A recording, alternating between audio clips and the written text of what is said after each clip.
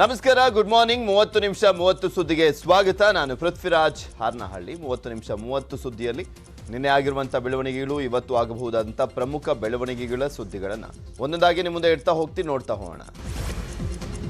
ಚುನಾವಣೆ ಹತ್ತಿರ ಆಗ್ತಾ ಇದ್ದಂತೆ ರಾಜಕೀಯ ಚಟುವಟಿಕೆಗಳು ಗರಿಗೆದ್ರಿವೆ. ಇಂದಿನಿಂದ ರಾಜ್ಯಕ್ಕೆ ಕೇಂದ್ರ ಗೃಹ ಸಚಿವ ಅಮಿತ್ ಶಾ ಎಂಟ್ರಿ ಕೊಡ್ತಾ ಇದ್ದಾರೆ. ಈಗ ಆಲ್ರೆಡಿ ಒಂದು 6 ಸಲ ಬಂದಿದ್ದಾರೆ. ಇಂದು ಬೆಂಗಳೂರಿಗೆ ಆಗಮಿಸಲಿರುವಂತಹ ಅಮಿತ್ ಶಾ ಅಭಿವೃದ್ಧಿ ಕಾರ್ಯಕ್ರಮಗಳ ಜೊತೆ ಪಕ್ಷದ ಪರ ಪ್ರಚಾರವನ್ನು ನಡೆಸಲಿದ್ದಾರೆ. ಸಂಜೆ ಬಿಜೆಪಿ ನಾಯಕರ ಜೊತೆ ಬೆಂಗಳೂರಲ್ಲಿ ಸಭೆ ನಡೆಸಲಿದ್ದು, ನಾಳೆ ಕೊಮ್ಮಘಟ್ಟದಲ್ಲಿ ಗೃಹ ಇಲಾಖೆ, ಸಹಕಾರ ಇಲಾಖೆ ಸಮಾವೇಶದಲ್ಲಿ ಭಾಗಿಯಾಗಲಿದ್ದಾರೆ. ಮಾರ್ಚ್ 26ಕ್ಕೆ ಬಸವಣ್ಣ ಕೆಂಪೇಗೌಡ ಪ್ರತಿಮೆ ಅನಾವರಣ ಕಾರ್ಯಕ್ರಮದಲ್ಲಿ ಪಾಲ್ಗೊಳ್ತಾ ಇದ್ದಾರೆ. ಸಿದ್ದರಾಮಯ್ಯ ವಿರುದ್ಧ ಯಾವಾಗಲೂ ಕಿಡಿಕಾರ್ತಾ ಇದ್ದಂಥ ಸಚಿವ ಶ್ರೀರಾಮುಲು ಈಗ ಸಾಫ್ಟ್ ಕಾರ್ನರ್ ತೋರ್ತಾ ಇದ್ದಾರೆ. ಬಳ್ಳಾರಿಯಲ್ಲಿ ಮಾತನಾಡಿರುವಂಥ ರಾಮುಲು, ಸಿದ್ದರಾಮಯ್ಯ ನಾನು ಇಬ್ಬರು ಒಂದೇ ಬಾರಿ ಅನಿವಾರ್ಯ ಕಾರಣಕ್ಕಾಗಿ ಕ್ಷೇತ್ರವನ್ನು ಬಿಟ್ಟೆವು. ಅವತ್ತಿನ ಸನ್ನಿವೇಶದಲ್ಲಿ ಕ್ಷೇತ್ರ ಬಿಡಬೇಕಾಯಿತು. ಯಾವುದೇ ಕ್ಷಣದಲ್ಲಿ ನಿಂತು ಗೆಲ್ಲುವವರೇ ಪಾಪ್ಯುಲರ್ ಕ್ಯಾಂಡಿಡೇಟ್ ಅಂತ ಅವರೇ ಹೇಳಿಕೊಂಡ್ರು ರಾಮುಲು.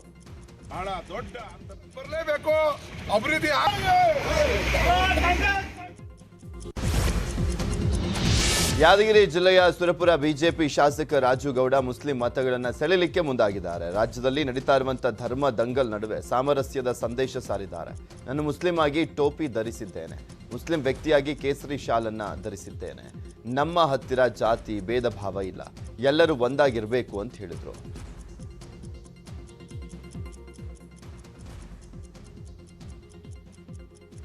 ಮುಸ್ಲಿಮ್ಸ್ ಟೋಪಿನ ಹಾಕಿ ಅಂತೀನಿ, ಈತ ಮುಸ್ಲಿಮ್ಸ್ ಆಗಿ ಕೇಸರಿ ಶಾಲ್ ಹಾಕಿ ಅಂತಾನೆ. ಹಂಗಾಗಿ ನಮ್ಮ ಹತ್ರ ಯಾವ ಜಾತಿ ಧರ್ಮ ಭೇದ ಭಾವ ಇಲ್ಲ. ನಮ್ದು ಏನಿದ್ರು ಎಲ್ಲರೂ ಕೊಡೆಕಲ್ ಬಸವಣ್ಣಪ್ಪನಾಗಿ ಮಕ್ಕಳಾಗಿ, ಕೊಡೆಕಲ್ ಬಸವಣ್ಣಪ್ಪನ ಮಕ್ಕಳಾಗಿ ಎಲ್ಲರೂ ಒಂದಾಗಿ ಹೋಗಂಥದ್ದು ಇಲ್ಲಿ ಸಂದೇಶ. ಮತ್ತು ಇದುವರೆಗೂ ಕೊಡೆಕಲ್ ಬಸವಣ್ಣಪ್ಪ ಆಗಲಿ, ತಿಂತಿಣಿ ಮೋನೇಶ್ವರ ಆಗಲಿ, ಎಲ್ಲ ಜಾತಿ ಜನಾಂಗದವರು ಒಂದಾಗಿ ಹೋಗಂತೇಳಿ. ಕಾಫಿಗರ ರಕ್ತಕ್ಕಾಗಿ ನನ್ನ ಖಡ್ಗ ತಹತಹಿಸುತ್ತಿದೆ ಎಂದು ಟಿಪ್ಪು ಖಡ್ಗದ ಮೇಲೆ ಬರಹ ಇತ್ತು.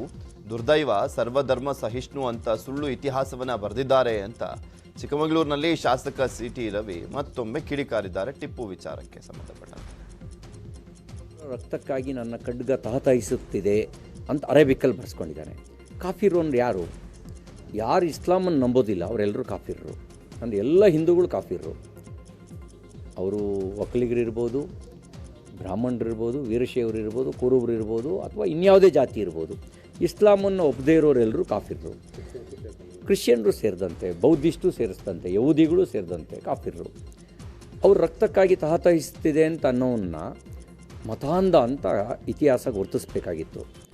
ದುರ್ದೈವ, ಸರ್ವಧರ್ಮ ಸಹಿಷ್ಣು ಅಂತ ಸುಳ್ಳು ಬರೆದು. ವಿಧಾನಸಭಾ ಚುನಾವಣೆಗೆ ಕಾಂಗ್ರೆಸ್ ಭರ್ಜರಿ ತಯಾರಿಯನ್ನು ನಡೆಸಿದೆ. 120ಕ್ಕೂ ಹೆಚ್ಚು ಕ್ಷೇತ್ರಗಳಿಗೆ ಅಭ್ಯರ್ಥಿಗಳ ಹೆಸರು ಫೈನಲ್ ಆಗಿದೆ. ಈ ಕುರಿತು ಮಾತನಾಡಿರುವಂತಹ ಕೆಪಿಸಿಸಿ ಅಧ್ಯಕ್ಷ ಡಿಕೆ ಶಿವಕುಮಾರ್, ನಮ್ಮ ಎಐಸಿಸಿ ಅಧ್ಯಕ್ಷರು ಹಬ್ಬಕ್ಕೆ ಇಲ್ಲೇ ಬಂದಿದ್ದಾರೆ, 1-2 ದಿನದಲ್ಲಿ ಪಟ್ಟಿ ರಿಲೀಸ್ ಮಾಡ್ತೀವಿ ಅಂತ ಹೇಳಿದ್ರು. ಅಂತ ನಾವು ಆಲೋಚನೆ ಮಾಡಿದ್ದು. ನಮ್ಮ ಜನರಲ್ ಸೆಕ್ರೆಟರಿ ಇಲ್ಲೇ ಇದ್ದಾರೆ, ನಮ್ಮ ಎಐಸಿಸಿ ಅಧ್ಯಕ್ಷರು ಹಬ್ಬಕ್ಕೆ ಇಲ್ಲೇ ಬಂದಿದ್ದಾರೆ. 1-2 ದಿನದಲ್ಲಿ ರಿಲೀಸ್ ಆಗ್ತದೆ. ರಾಜ್ಯದಲ್ಲಿ ಕಾಂಗ್ರೆಸ್ ಬಿಜೆಪಿ ನಾಯಕರ ನಡುವೆ ಗ್ಯಾರಂಟಿ ಫೈಟ್ ಜೋರಾಗಿದೆ. ಕಾಂಗ್ರೆಸ್ನ ಗ್ಯಾರಂಟಿ ಭರವಸೆಗೆ ಬಿಜೆಪಿ ನಾಯಕರು ಕಿಡಿಕಾರಿದ್ದಾರೆ. ಸಿಎಂ ಬೊಮ್ಮಾಯಿ ಮಾತನಾಡಿದ್ದು, ನಮ್ಮ ಗ್ಯಾರಂಟಿ ಏನಂದ್ರೆ ನಮ್ಮ ಕೆಲಸವೇ ನಮ್ಮ ಗ್ಯಾರಂಟಿ, ಬೋಗಸ್ ಗ್ಯಾರಂಟಿಗಳನ್ನು ನಾವು ಕೊಡಲ್ಲ ಅಂತ ವಾಗ್ದಾಳಿ ಮಾಡಿದ್ರು. ಬಿಜೆಪಿ ನಾಯಕರ ಹೇಳಿಕೆಗೆ ಡಿಕೆಶಿ ತಿರುಗೇಟನ್ನು ಕೊಟ್ಟಿದ್ದಾರೆ. ಬೋಗಸ್ ಕಾರ್ಡಿನ ಸರಣಿ ನಡೆದಿದೆ. ಇದು 4ನೇದು. 3 ಬೋಗಸ್ ಹೇಳಿದ್ರು, ಇದೊಂದು ಬೋಗಸ್. ಹೀಗಾಗಿ ಈ ಬೋಗಸ್ಸು ಸುಳ್ಳು ಹೇಳಿ ಮಾಡೋದಕ್ಕೆ ಏನು ಕಾರಣ ಅಂದರೆ ಭಾಳ ಹತಾಶರಾಗಿದ್ದಾರೆ. ಅವರು ಗೆಲ್ಲಕ್ಕೆ ಸಾಧ್ಯ ಇಲ್ಲ ಅಂತ ಗೊತ್ತಾಗಿ ಆಗಲಾರದ ಪ್ರಾಮಿಸ್ಗಳನ್ನು ಮಾಡಿ ಸುಳ್ಳು ಹೇಳಿ ಮೋಸ ಮಾಡೋಕ್ಕೆ ತಯಾರಾಗಿದೆ. ನಾವು 15 ಲಕ್ಷ ಹಾಕ್ತೀವಿ ಅಂತ ಹೇಳಿದ್ರಲ್ಲ ಅಕೌಂಟ್ಗೆ, ಏನಾಯಿತು 15 ಲಕ್ಷ? ನಾವು ಆ ಥರ ಅಲ್ಲ. ಎಲ್ಲ ಆದಾಯನ ಡಬಲ್ ಮಾಡ್ತೀವಿ ಅಂತ ಹೇಳಿದ್ರಲ್ಲ, ಯಾರಿಗೆ ಮಾಡಿದ್ರು? 10 ಗಂಟೆ ಕರೆಂಟ್ ಕೊಡ್ತೀವಿ ಅಂತ ಕೊಟ್ಟಿದ್ರು. ನೀವು ಮ್ಯಾನಿಫೆಸ್ಟೋನ ನೀವು ತೆಗೆದು ನೋಡಿ. ಸೊ ಹಂಗೆ ನುಡಿದಂತೆ ಬಿಜೆಪಿಯವ್ರು ನಡೆಯೋಕ್ಕಾಗಲಿಲ್ಲ. ಆದರೆ ನಾವು ಏನು ಮಾತು ಕೊಟ್ಟಿದ್ದೇವೆ ಆ ಮಾತನ್ನು ನಾವು ಉಳಿಸ್ಕೊಟ್ಟು. ಶಿವಮೊಗ್ಗ ಜಿಲ್ಲೆಯ ಸಾಗರ ಕಾಂಗ್ರೆಸ್ ಟಿಕೆಟ್ ಫೈಟ್ ತಾರಕಕ್ಕೇರಿದೆ. ಟಿಕೆಟ್ಗಾಗಿ ಬೇಳೂರು ಗೋಪಾಲಕೃಷ್ಣ ಹಾಗೂ ಕಾಗೋಡು ತಿಮ್ಮಪ್ಪ ನಡುವೆ ಸ್ಪರ್ಧೆ ಏರ್ಪಟ್ಟಿದೆ. ಬೆಂಗಳೂರಿನಲ್ಲಿ ಕಾಗೋಡು ತಿಮ್ಮಪ್ಪ ಎಐಸಿಸಿ ಅಧ್ಯಕ್ಷ ಮಲ್ಲಿಕಾರ್ಜುನ್ ಖರ್ಗೆ ಅವರನ್ನ ಭೇಟಿಯಾಗಿ ತಮ್ಮ ಮಗಳು ಡಾಕ್ಟರ್ ರಾಜನಂದನಿಗೆ ಸಾಗರ ಟಿಕೆಟ್ ನೀಡುವಂತೆ ಮನವಿಯನ್ನು ಮಾಡಿದ್ದಾರೆ. ಖರ್ಗೆ ಭೇಟಿ ಬಳಿಕ ಮಾತನಾಡಿರುವಂತಹ ಕಾಗೋಡು ತಿಮ್ಮಪ್ಪ, ನನ್ನ ಮಗಳು ರಾಜನಂದನಿಗೆ ಸಾಗರ ಟಿಕೆಟ್ ಅನ್ನು ಕೇಳಿದ್ದೇನೆ, ಸಕಾರಾತ್ಮಕವಾಗಿ ಸ್ಪಂದಿಸಿದ್ದಾರೆ. ಪಕ್ಷಕ್ಕಾಗಿ ದುಡಿದಂತವರಿಗೆ ಟಿಕೆಟ್ ಸಿಗಬೇಕು ಅನ್ನೋದು ನನ್ನ ಒತ್ತಾಯ ಅಂತ ಹೇಳಿದ್ರು. ಆ ಕ್ಷೇತ್ರದ ಮುಖಂಡರು ಎಲ್ಲ ಬಂದಿದ್ದಾರೆ, ಅವರು ಕೂಡ ಎಲ್ಲ ಕಂಡು ಹೇಳಿದ್ದಾರೆ, ಕೈ ಮುಗಿದ್ದಾರೆ. ಅವರ ಎಲ್ಲ ಕೋರಿಕೆ ಪ್ರಕಾರ ಏನು ನಮ್ಮ ಮಗಳಿಗೆ ಟಿಕೆಟ್ಗೋಸ್ಕರ ಕಾಗೋಡು ತಿಮ್ಮಪ್ಪ ಅವರು ಓಡಾಟ ಮಾಡ್ತಿರೋದ ಅಥವಾ ಮೂಲ ಕಾಂಗ್ರೆಸ್ಸಿಗಲ್ಲಿ ಯಾರಿಗಾರು ಟಿಕೆಟ್? ನಾನು ಮೂಲತಃ ಕಾಂಗ್ರೆಸ್ನವ. ಕಾಂಗ್ರೆಸ್ನ ಗೆಲ್ಲಬೇಕು, ಗೆಲ್ಲೋ ದೃಷ್ಟಿಯಿಂದ ಜನರು ವರ್ಕರ್ಸ್ ಏನು ಹೇಳ್ತಾರೋ ಆ ಪ್ರಕಾರವೇ ನಾನು ನೋಡಿ. ಅದಕ್ಕೆ ಕಾಂಗ್ರೆಸ್ ನಾಯಕರ ವಿರುದ್ಧ ಮಾಜಿ ಸಿಎಂ ಎಚ್.ಡಿ. ಕುಮಾರಸ್ವಾಮಿ ಹೊಸ ಬಾಂಬ್ ಸಿಡಿಸಿದ್ದಾರೆ. ಸಿದ್ದರಾಮಯ್ಯ ಅವರನ್ನ ಸೋಲಿಸಲಿಕ್ಕೆ ಅವರ ಪಕ್ಷದವರೇ ಪ್ರಯತ್ನವನ್ನು ಮಾಡ್ತಾ ಇದ್ದಾರೆ. ರಾಷ್ಟ್ರೀಯ ಪಕ್ಷದಲ್ಲಿ ಮುಂದಿನ ಸಿಎಂ ಅಭ್ಯರ್ಥಿಗೆ ಕ್ಷೇತ್ರ ಸಿಗ್ತಾ ಇಲ್ಲ ಅಂದ್ರೆ ಏನರ್ಥ? ಇದೆಲ್ಲವೂ ಕೂಡ ಗೊಂದಲ ಸೃಷ್ಟಿ ಮಾಡಿದ್ದು ಅವರ ಪಕ್ಷದವರೇ. ಪಕ್ಷದಲ್ಲೇ ಅವರನ್ನ ಮುಗಿಸುವಂತ ಪ್ರಯತ್ನ ನಡೆದಿದೆ ಅಂತ ಹೇಳಿದರು. ಶಾಸಕಾಂಗ ಪಕ್ಷದ ನಾಯಕರು ಮುಂದಿನ ಮುಖ್ಯಮಂತ್ರಿ ಅಭ್ಯರ್ಥಿ ಅವ್ರಿಗೆ ಯಾವ ಕ್ಷೇತ್ರದಲ್ಲಿ ನಿಲ್ಲಿಸಬೇಕು ಅನ್ನೋದಕ್ಕೇ ಆ ಗೊಂದಲ ಅವರೇ ಸೃಷ್ಟಿ ಮಾಡ್ಕೊಂಡವ್ರೆ. ನಾಡಿನ ಜನತೆ ಆಗಲಿ ಬೇರೆಯವರಾಗಲಿ ಅದ್ರ ಬಗ್ಗೆ ಚರ್ಚೆ ಮಾಡೋದಕ್ಕಿಂತ ಹೆಚ್ಚಾಗಿ ಅವರೇ ಅದನ್ನು ದೊಡ್ಡ ಮಟ್ಟದಲ್ಲಿ ಆ ಚರ್ಚೆಗೆ ಗ್ರಾಸ ಮಾಡ್ಕೊಂಡಿದ್ದಾರೆ. ಒಂದು ರಾಷ್ಟ್ರೀಯ ಪಕ್ಷ, ನಾನು ಅದಕ್ಕೆ ಹೇಳಿದೆ ಮೈಸೂರಿನಲ್ಲಿ, ಒಂದು ರಾಷ್ಟ್ರೀಯ ಪಕ್ಷ ಇವತ್ತು ಅವರ ಮುಂದಿನ ಲೀಡ್ರನ್ನೇ ಈ ಪರಿಸ್ಥಿತಿಯಲ್ಲಿ ದುಡಿರ್ತಕ್ಕಂಥದ್ದು ಎಷ್ಟರ ಮಟ್ಟಿಗೆ ಅವರಲ್ಲಿ ಹೊಂದಾಣಿಕೆಗಳಿದೆ ಅಂತಕ್ಕಂಥದ್ದು ಅವರೇ ಹೇಳ್ತಾರಲ್ಲ. ಅವರಲ್ಲೇ ಇರ್ತಕ್ಕಂಥವ್ರು ಕಾಲೆಳಿತಾ ಇರತಕ್ಕಂಥ ಜನ ಅವರೇ ಅಂತೇಳಿ, ಬೇರೆ ವಿರೋಧ ಪಕ್ಷಗಳಿಗಿಂತ ಹೆಚ್ಚಾಗಿ ಅಲ್ಲೇ ಇರ್ತಕ್ಕಂಥವ್ರು, ಅಲ್ಲೇ ಅಸಮಾಧಾನದಲ್ಲಿರ್ತಕ್ಕಂಥವ್ರು, ಅವರವರಲ್ಲಿ ಕೆಲವು ಸಂದರ್ಭದಲ್ಲಿ ನಡೆದಂಥ ಏನು ಏಳು ಬೀಳುಗಳ ಸಂಘರ್ಷದಲ್ಲಿ ಪೆಟ್ಟು ತಿಂದಂಥವರು ಅವ್ರು ಮುಗಿಸ್ಬೇಕು. ರಾಜ್ಯ ರಾಜಕೀಯದಲ್ಲಿ ರೌಡಿ ಶೀಟರ್ ರಾಜಕೀಯ ಜೋರಾಗಿದೆ. ಇತ್ತೀಚೆಗಷ್ಟೇ ರೌಡಿ ಸೈಲೆಂಟ್ ಸುನಿಲ್ ಬಿಜೆಪಿ ಪ್ರಾಥಮಿಕ ಸದಸ್ಯತ್ವವನ್ನು ಪಡೆದಿದ್ದ ಕಾರ್ಡ್ ವೈರಲ್ ಆಗಿತ್ತು. ಈಗ ರೌಡಿ ಶೀಟರ್ ಬಂಡೆ ಮಂಜ ಮಾಜಿ ಸಿಎಂ ಕುಮಾರಸ್ವಾಮಿ ಜೊತೆ ಕಾಣಿಸಿಕೊಂಡಿದ್ದಾರೆ. ಬೆಮೆಲ್ ಕೃಷ್ಣಪ್ಪ ಕೊಲೆಯ A2 rowdy sheeter Bande Manja Nelamangala ಶಾಸಕ ಶ್ರೀನಿವಾಸ ಮೂರ್ತಿ ಜೊತೆ ಕಾಣಿಸಿಕೊಂಡಿದ್ದು ಹಲವು ಚರ್ಚೆಗೆ ಕಾರಣವಾಗಿದೆ. ಬಂಡೆ ಮಂಜ ಅಂತ ಇದ್ದಾನೆ ನಮ್ಮ ತಂದೆ ಕೇಸಲ್ಲಿ, ಅವರು ಡಾಕ್ಟರ್ ಶ್ರೀನಿವಾಸ ಮೂರ್ತಿ ಜೊತೆ ಅವರೇ ಅದ್ಯಾವುದೋ ಜಲ್ದಾರಿನ ಯಾವುದೋ ಕಾರ್ಯಕ್ರಮ ಮಾಡಿದ್ರಲ್ಲ, ಆವಾಗ ಅವ್ರ ಮನೆಗೆ ಊಟಕ್ಕೆ ಹೋದಾಗ ಕುಮಾರಸ್ವಾಮಿನೂ ಹೋಗೋರೆ, ಬಂಡಪ್ಪವ್ರು ಹೋಗೋರೆ, ಆವಾಗ ಡಾಕ್ಟರ್ ಶ್ರೀನಿವಾಸ ಮೂರ್ತಿ ಅವರೇ ಅವರು ವಾರಪೀಠನು ಅಲ್ಲೇ ಇದ್ದಾನೆ ಅವ್ರ ಜೊತೆ. ಅವನೇ ಮೊನ್ನೆನೂ ಗುದ್ಲಿ ಪೂಜೆಗೂ ಪಕ್ಕದಲ್ಲಿ ನಿಲ್ಸ್ಕೊಂಡು ಗುದ್ಲಿ ಪೂಜೆ ಮಾಡ್ಕೊಂಡವ್ರಲ್ಲಪ್ಪ, ಕಳಿಸ್ಬೇಕಾಯ್ತು ದೂರ. ಗುದ್ಲಿ ಪೂಜೆ ಮಾಡ್ಕೊಬೇಕಾದ್ರೆ ಆರೋಪೀಠವನ್ನು ಮಾಡ್ಕೊಂಡವ್ರಲ್ಲ. ಇವಾಗ ಮೋಸ್ಟ್ಲಿ ಅವನು ಪರೇಡಲ್ಲಿ ಕುಂತಿದ್ದು ನಿಂತಿರ್ತಾನೆ. ನೀವೇನೋ ಪರೇಡ್ಗೆ ಹೋದ್ರೆ ಕರೆದವ್ರೆ, ಅವನು ಪರೇಡಲ್ಲಿ ನಿಂತಿರ್ತಾನೆ. ಡಾಕ್ಟರ್ ಶ್ರೀನಿವಾಸ ಮೂರ್ತಿ ನಂಬರ್ 1 ಕಳ್ಳ, ಇವ್ನು ನಂಬ್ಕೊಂಡು ನೀವು ಇರಬೇಡಿ, ನಿಮ್ಮ ರಾಜಕೀಯವಾಗಿ ಹೆಲ್ಪ್ ಮಾಡೋದು ಚುನಾವಣೆಗೆ ಉಪಯೋಗಿಸ್ಕೊಂತಾನೆ ಕಸ ಬಿಸಾಕ್ತಾರೆ ಡಾಕ್ಟರ್ ಶ್ರೀನಿವಾಸ ಮೂರ್ತಿ, ಅವ್ರ ಜೊತೆಗೆ ಹೋಗ್ಬೇಡಿ, ನಂಬರ್ 1 ಫ್ರಾಡ್ ಇವರು ಅಂತಾನೆ ನಾನೇ ಕರ್ಕೊಂಡೋಗಿ ಪಕ್ಷಕ್ಕೆ ಸೇರ್ಕೊಳ್ಳಿ ಅಂತ DK ಶಿವಕುಮಾರ್ ಮನೆ ಕರ್ಕೊಂಡೋಗಿ. ವಿಧಾನಸಭೆ ಚುನಾವಣೆ ಡೇಟ್ ಅನೌನ್ಸ್ ಮುಂಚೆನೇ ಕೋಟಿ ಕಾಂಚನ ಹರಿದಾಡ್ತಾ ಇದೆ. ಕಲಬುರಗಿ ಚಿಗರಳ್ಳಿ ಕ್ರಾಸ್ ಮತ್ತು ಕಿನ್ನಿ ಸಡಕ್ ಚೆಕ್ ಪೋಸ್ಟ್ ಬಳಿ 1.90 ಕೋಟಿ ರೂಪಾಯಿ ನಗದು ಹಣ ಜಪ್ತಿ ಮಾಡಲಾಗಿದೆ. ಕಲಬುರಗಿ ಜಿಲ್ಲೆ ಜೇವರ್ಗಿ ಮತ್ತು ಕಮಲಾಪುರ ತಾಲೂಕಿನ ಚೆಕ್ ಪೋಸ್ಟ್ಗಳಲ್ಲಿ ಚಿಗರಳ್ಳಿ ಚೆಕ್ ಪೋಸ್ಟ್ ಬಳಿ 50 ಲಕ್ಷ, ಕಿನ್ನಿ ಸಡಕ್ ಬಳಿ 1.40 ಕೋಟಿ ರೂಪಾಯಿ ನಗದು ಹಣ ಜಪ್ತಿ ಮಾಡಲಾಗಿದೆ.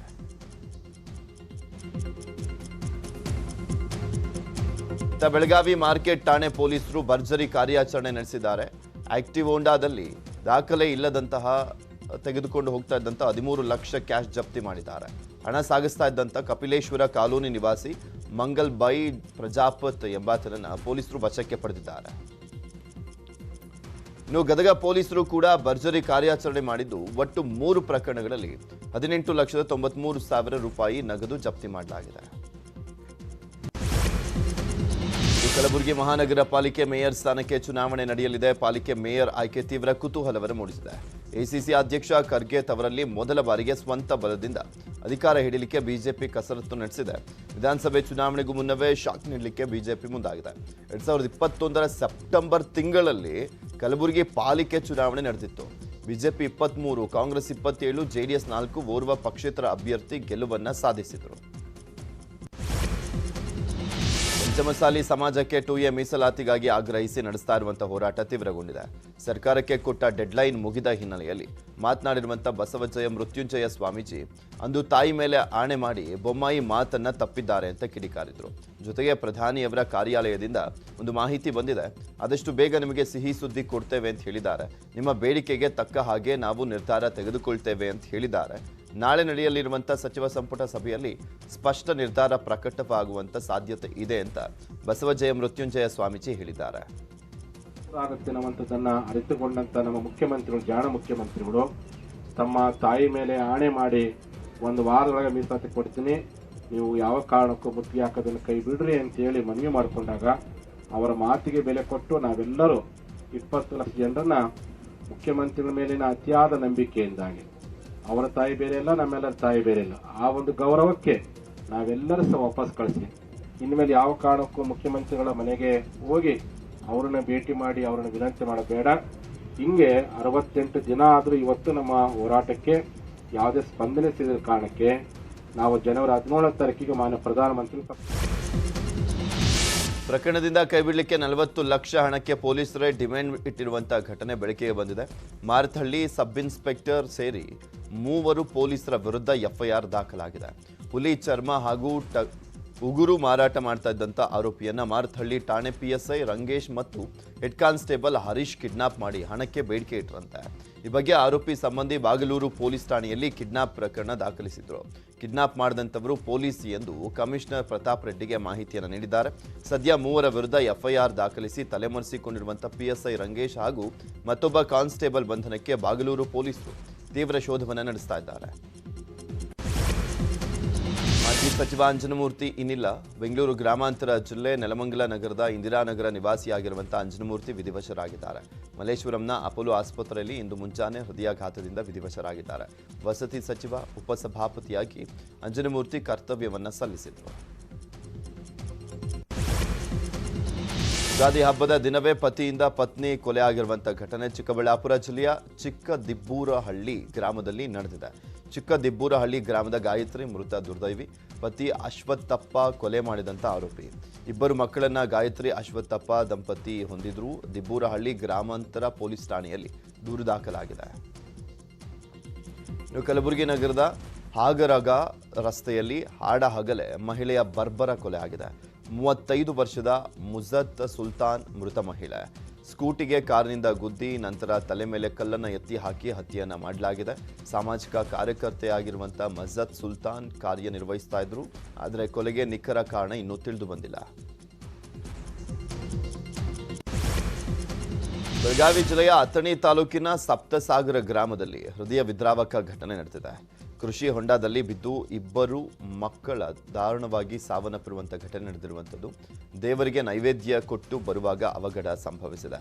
ಸಪ್ತಸಾಗರ ಗ್ರಾಮದ ಶ್ರೀಧರ್ ಪಾರಿಸ್ ಹೊಸೂರು, ಹರ್ಷಿತಾ ಶೀತಲ ಚಿಪ್ಪಾಡಿ ಮೃತ ಮಕ್ಕಳು. ಲೇಟ್ ತೊಳಿಲಿಕ್ಕೆ ಹೋಗಿ ಆಯತಪ್ಪಿ ಕೃಷಿ ಹೊಂಡಕ್ಕೆ ಬಿದ್ದಿದ್ದಾರೆ.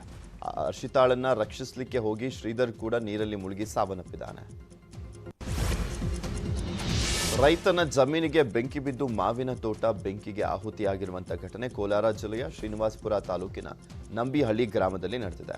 ನಂಬಿಹಳ್ಳಿ ಗ್ರಾಮದ ರೈತ ನಾರಾಯಣಸ್ವಾಮಿ ಅವರಿಗೆ ಸೇರಿದ 6 ಎಕರೆ ಜಮೀನಿನಲ್ಲಿದ್ದಂಥ 40 ವರ್ಷದ ಮಾವಿನ ಮರಗಳಿಗೆ ಬೆಂಕಿ ಬಿದ್ದು 400ಕ್ಕೂ ಅಧಿಕ ಮರಗಳು ಸುಟ್ಟು ಹೋಗಿವೆ. ಭರ್ಜರಿ ಫಸಲು ನಿರೀಕ್ಷೆಯಲ್ಲಿದ್ದಂಥ ರೈತ ಕಣ್ಣೀರಿನಲ್ಲಿ ಕೈ ತೊಳೆಯುವಂತಾಗಿದೆ.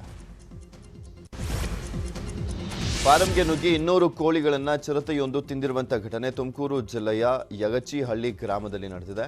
ಮಹಾಲಕ್ಷ್ಮಿ ಗಿರೀಶ್ ಎಂಬುವರಿಗೆ ಈ ಫಾರ್ಮ್ ಸೇರಿದೆ. ಪರಿಹಾರ ನೀಡುವಂತೆ ದಂಪತಿ ಕಣ್ಣೀರಿಟ್ಟಿದ್ದಾರೆ. ಇನ್ನು ಚಿರತೆಯನ್ನ ಕೂಡಲೇ ಸೆರೆ ಹಿಡಿಯುವಂತೆ ಗ್ರಾಮಸ್ಥರು ಒತ್ತಾಯವನ್ನು ಮಾಡಿದ್ದಾರೆ. ಚಿರತೆ ನುಗ್ಬಿಟ್ಟು ಒಂದು 300ರಿಂದ 350 ಕೋಳಿಗಳು ಲಾಸ್ ಆಗಿದ್ದಾವೆ. ಅಂದರೆ ಬಂದು ಎಲ್ಲ ಕಡಿದು ತಲೆಗಳನ್ನೆಲ್ಲ ಕಡಿದು ಹೋಗಿದೆ. ಇದರಿಂದ ಸುಮಾರು ಅಷ್ಟು ಲಾಸ್ ಆಗಿ ನಮಗೆ ಸರ್ಕಾರದಿಂದ ಯಾವುದೇ ಪರಿಹಾರ ಕೇಳೋದೆ ಕೋಳಿಗೆ ಯಾವ ಪರಿಹಾರನೂ ಬರಲ್ಲ ಅಂತಾರೆ. ಇದು ಯಾವ ಸರ್ಕಾರ ಅಂತ ಎಲ್ಲದಕ್ಕೂ ಪರಿಹಾರ ಕೊಟ್ಟಾಗ ಈ ಕೋಳಿಗೂ ಕೊಡಬೇಕಲ್ಲ. ಇದು ಸಾಕಾಣಿಕೆ ತಾನೆ, ನಾವು ರೈತರು ತಾನೆ, ರೈತರಿಂದ ಮಾಡ್ತಾ ಇರೋದ್ರಿಂದ ಇದನ್ನ ನೀವು ಯಾವುದೇ ಕಾರಣಕ್ಕೂ ಇದು ಸರ್ಕಾರದ ಗಮನಕ್ಕೆ ಬರಬೇಕು. ಅಕ್ಕಪಕ್ಕ 2 ಫಾರಂಗೂ ಇದೇ ಥರ. ವಿದ್ಯುತ್ ಸ್ಪರ್ಶಿಸಿ ಲೈನ್ಮನ್ ಮೃತಪಟ್ಟಿರುವಂತಹ ಘಟನೆ ಮಾಗಡಿಯ ಕಳ್ಳಿಪಾಳ್ಯ ಗ್ರಾಮದಲ್ಲಿ ನಡೆದಿದೆ. 30 ವರ್ಷದ ಶರಣ ಬಸಪ್ಪ ದುರ್ದೈವಿ. ಟಿಸಿಯಲ್ಲಿ ಫ್ಯೂಸ್ ಅಳವಡಿಸಲಿಕ್ಕೆ ಹೋದಂಥ ಸಂದರ್ಭದಲ್ಲಿ ಈ ದುರ್ಘಟನೆ ನಡೆದಿದೆ. ಇಲಾಖೆ ಅಧಿಕಾರಿಗಳ ನಿರ್ಲಕ್ಷ್ಯದಿಂದ ಈ ದುರ್ಘಟನೆ ನಡೆದಿದೆ ಅಂತ ಹೇಳಲಾಗ್ತಾ ಇದೆ. ಕೃಷ್ಣಾ ತೀರದಲ್ಲಿ ಯುಗಾದಿ ಹಬ್ಬದ ಹಿನ್ನೆಲೆಯಲ್ಲಿ ಆಲಮಟ್ಟಿಯ ಕೃಷ್ಣಾ ನದಿಯಲ್ಲಿ ಹಬ್ಬದ ವಾತಾವರಣ ನಿರ್ಮಾಣವಾಗಿತ್ತು. ಜಿಲ್ಲೆಯ ನಾನಾ ಕಡೆಯಿಂದ ಆಗಮಿಸಿದ್ದಂಥ 100ಕ್ಕೂ ಅಧಿಕ ಪಲ್ಲಕ್ಕಿಗಳು ಹಾಗೂ ದೇವರ ಉತ್ಸವ ಮೂರ್ತಿ ಪರಿಕರಗಳ ಶುದ್ಧೀಕರಣ ಕಾರ್ಯ ನಡೆಯಿತು. ವಿಜಯಪುರ ಜಿಲ್ಲೆಯ ಮುದ್ದೇಬಿಹಾಳ, ಬಸವನ ಬಾಗೇವಾಡಿ, ಕೊಲ್ಲಾರ, ಹಾಗೆ ಬಾಗಲಕೋಟೆ ಜಿಲ್ಲೆಯ ರಾಂಪುರ, ಸೀತಿಮನಿ, ಬೇಬೂರ, ಹೊಸೂರು ಸೇರಿದಂತೆ ನಾನಾ ಗ್ರಾಮಗಳ ಭಕ್ತರು ಪಲ್ಲಕ್ಕಿಗಳನ್ನು ಹೊತ್ತುಕೊಂಡು ನದಿಗೆ ಆಗಮಿಸಿದರು. ದೇವರುಗಳ ಉತ್ಸವ ಮೂರ್ತಿಗಳನ್ನು, ಪಲ್ಲಕ್ಕಿಗಳನ್ನು ಊರಿನ ಜನರು ಸೇರಿ ಡೊಳ್ಳು ಬಾರಿಸ್ತಾ ಆಲಮಟ್ಟಿ ಅಣೆಕಟ್ಟೆ, ಚಂದ್ರಗಿರಿ ಕೃಷ್ಣಾ ನದಿ ತೀರ, ಯಲಗೂರು ನದಿ ತೀರ, ಜಲಾಶಯದ ಬಲಭಾಗ ಸೇರಿದಂತೆ ವಿವಿಧ ಕಡೆಗೆ ತಂದು ಪೂಜೆಯನ್ನು ಮಾಡಿದರು.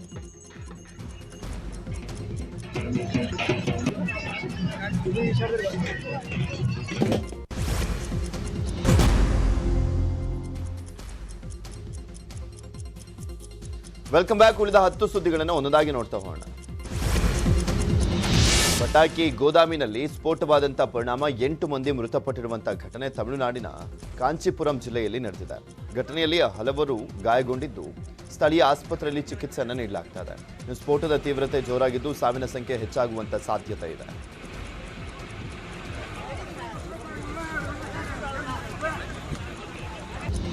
Trap tower right cable cut ಆದ ಪರಿಣಾಮ 11 ಮಂದಿ ಗಾಯಗೊಂಡಿರುವಂತಹ ಘಟನೆ ರಾಜಸ್ಥಾನದ ಅಜ್ಮೀರದಲ್ಲಿ ನಡೆದಿದೆ. ಗಾಯಗೊಂಡಂತವರಿಗೆ ಸ್ಥಳೀಯ ಆಸ್ಪತ್ರೆಯಲ್ಲಿ ಚಿಕಿತ್ಸೆಯನ್ನು ನೀಡಲಾಗ್ತಾ ಇದ್ದು ಅಪಾಯದಿಂದ ಪಾರಾಗಿದ್ದಾರೆ.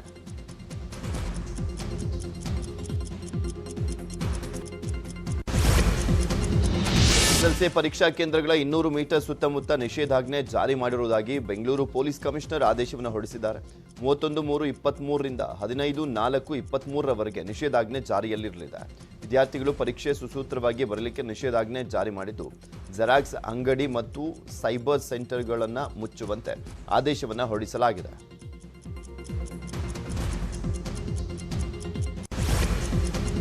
ಪುಟ್ಟ ಬಾಲಕಿಯೊಬ್ಬಳು ಪೊಲೀಸ್ ಅಧಿಕಾರಿಗೆ ಸಲ್ಯೂಟ್ ಮಾಡಿರುವಂತಹ ವಿಡಿಯೋ ಸಾಮಾಜಿಕ ಜಾಲತಾಣದಲ್ಲಿ ವೈರಲ್ ಆಗಿದೆ. ಕಂದಮ್ಮನ ಸಲ್ಯೂಟ್ ಕಂಡು ಪೊಲೀಸ್ ಅಧಿಕಾರಿ ಕೂಡ ಸಲ್ಯೂಟ್ ಹೊಡೆದಿದ್ದಾರೆ. ಕೇರಳದಲ್ಲಿ ಈ ಒಂದು ಘಟನೆ ನಡೆದಿದ್ದು ನೆಟ್ಟಿಗರ ಮೆಚ್ಚುಗೆಗೆ ಪಾತ್ರವಾಗಿದೆ.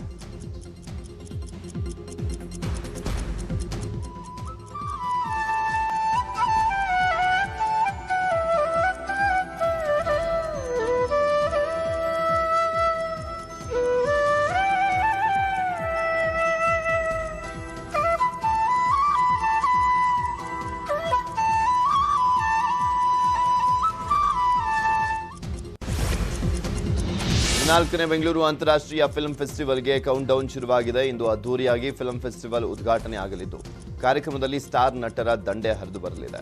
ವಿಧಾನಸೌಧದ ಮುಂಭಾಗ ಕಾರ್ಯಕ್ರಮಕ್ಕೆ ಸಿಎಂ ಬೊಮ್ಮಾಯಿ ಚಾಲನೆಯನ್ನು ಕೊಡಲಿದ್ದಾರೆ. ಮೊದಲ ಬಾರಿಗೆ 45 ಕನ್ನಡ ಚಿತ್ರಗಳು ಫಿಲ್ಮ್ ಫೆಸ್ಟಿವಲ್ನಲ್ಲಿ ಪ್ರದರ್ಶನಗೊಳ್ಳಲಿದೆ. 14ನೇ ಅಂತಾರಾಷ್ಟ್ರೀಯ ಚಲನಚಿತ್ರೋತ್ಸವ ನಾಳೆ ಸಜ್ಜಾಗಿದೆ. ಒಂದು ಅದ್ಭುತ ಇವೆಂಟ್ ಮಾಡುತ್ತಿದ್ದೀವಿ. ನನ್ನ ಮೊದಲ ಚೊಚ್ಚಲ journey as a film festival director. ಒಂದು ವಿಶೇಷವಾದ ಪ್ಯಾಕೇಜಲ್ಲಿ ಸಿನಿಮಾಗಳು ಬಂದಿದೆ.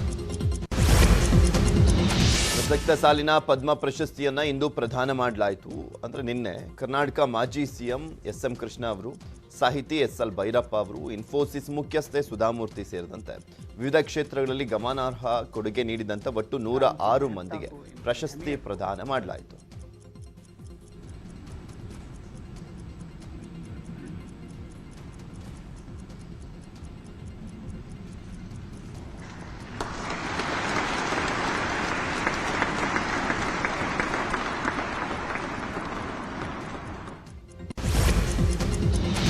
ಅಭಿಷೇಕ್ ಅಂಬರೀಷ್ ನಟನೆಯ ಬ್ಯಾಡ್ ಮ್ಯಾನರ್ಸ್ ಚಿತ್ರ ರಿಲೀಸ್ಗೆ ಸಿದ್ಧವಾಗಿದೆ. ಇದೀಗ ಬ್ಯಾಡ್ ಮ್ಯಾನರ್ಸ್ ಚಿತ್ರದ ಟೈಟಲ್ ಟ್ರ್ಯಾಕ್ ರಿಲೀಸ್ ಆಗಿದೆ. ಸಖತ್ ಸೌಂಡ್ ಮಾಡ್ತಾ ಇದೆ. ಚೆನ್ನೈನ ಎಂಎ ಚಿದಂಬರಂ ಸ್ಟೇಡಿಯಂನಲ್ಲಿ ನಡೆದಂಥ ಏಕದಿನ ಸರಣಿಯ ನಿರ್ಣಾಯಕ ಪಂದ್ಯದಲ್ಲಿ ಟೀಂ ಇಂಡಿಯಾವನ್ನು 21 ರನ್ಗಳಿಂದ ಬಗ್ಗು ಬಡಿದಿದೆ ಆಸ್ಟ್ರೇಲಿಯಾ. ಈ ಗೆಲುವಿನೊಂದಿಗೆ 3 ಪಂದ್ಯಗಳ ಸರಣಿಯನ್ನು ಆಸ್ಟ್ರೇಲಿಯಾ 2-1 ಅಂತರದಿಂದ ಗೆದ್ದುಕೊಂಡಿದೆ. ಆಸ್ಟ್ರೇಲಿಯಾ ನೀಡಿದ 269 ರನ್ಗಳ ಸವಾಲಿನ ಮೊತ್ತದ ಗುರಿಯನ್ನು ಬೆನ್ನತ್ತಿದ್ದ ಟೀಂ ಇಂಡಿಯಾ 248 ರನ್ಗಳಿಗೆ ಆಲ್ಔಟ್ ಆಯಿತು. ಈ ಮೂಲಕ ಆಸ್ಟ್ರೇಲಿಯಾ ವಿರುದ್ಧ 21 ರನ್ಗಳಿಂದ ಸೋತು ಸುಣ್ಣವಾಗಿದೆ. ಭಾರತ ತಂಡವನ್ನು ಮಣಿಸಿ ಇದೀಗ ಆಸ್ಟ್ರೇಲಿಯಾ ತಂಡವು ಏಕದಿನ ತಂಡಗಳ ರ್ಯಾಂಕಿಂಗ್ನಲ್ಲಿ ಅಗ್ರಸ್ಥಾನಕ್ಕೆ ಏರಿದೆ. ಈಗ ಇನ್ಫ್ರಾ ಮಾರ್ಕೆಟ್ ಅರ್ಪಿಸುವಂತ ವೆದರ್ ರಿಪೋರ್ಟ್ ನೋಡೋಣ.